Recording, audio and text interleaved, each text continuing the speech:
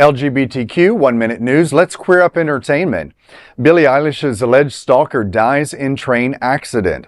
A man previously accused of stalking singer Billie Eilish has died after being struck by a train in Long Island, New York. Prenell Rousseau, 30, was killed by reportedly jogging, quote, on or near, end quote, train tracks in Westbury. Authorities have classified the incident as an accident with no indication of foul play. Rousseau gained attention in May 2020 when Eilish obtained a temporary restraining order after he allegedly appeared uninvited at her Los Angeles home multiple times. Court filings stated that he returned repeatedly and refused to leave and displayed erratic behavior.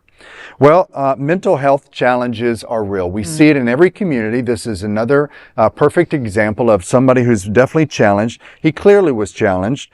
He needed more access to mental health treatment than he did to train tracks, clearly, because something was going on, whether he was just not paying attention or maybe his intent was to end his life. You never know. When somebody's mentally unstable, nothing holds them back. They're willing to do things that most of us have social boundaries of doing.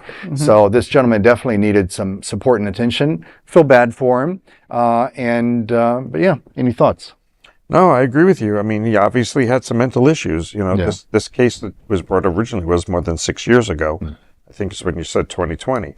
And here he is, you know, doing jogging, and maybe that was part of his mental health. But you don't end up on the tracks unless you plan to be on the tracks or someone has pushed you on the tracks. Wow. And they're saying nothing nefarious happened. So you just kind of go, a life lost, and you know, what could we have done differently as a society to prevent that and so many others that happen? So it's a good wake-up call to awareness again. Yeah, why was he not when he was stalking? I'm sure he went to court. I'm sure there was something judicial process. Why didn't he go for mental health? Why didn't the judge demand that he go for some sort of treatment? And they could have, but doesn't mean he's going to follow it. And maybe he did, and it wasn't enough. Maybe it wasn't right. So well, to all my stalkers out there, that shit could happen to you too. You might want to leave me alone. Just remember this. I'm just saying. I'm just saying. That is an LGBTQ 1-minute news story. There is no other queer nonprofit media platform like this in the entire world. Support our LGBTQ stories by sharing them and subscribing to Queer News Tonight.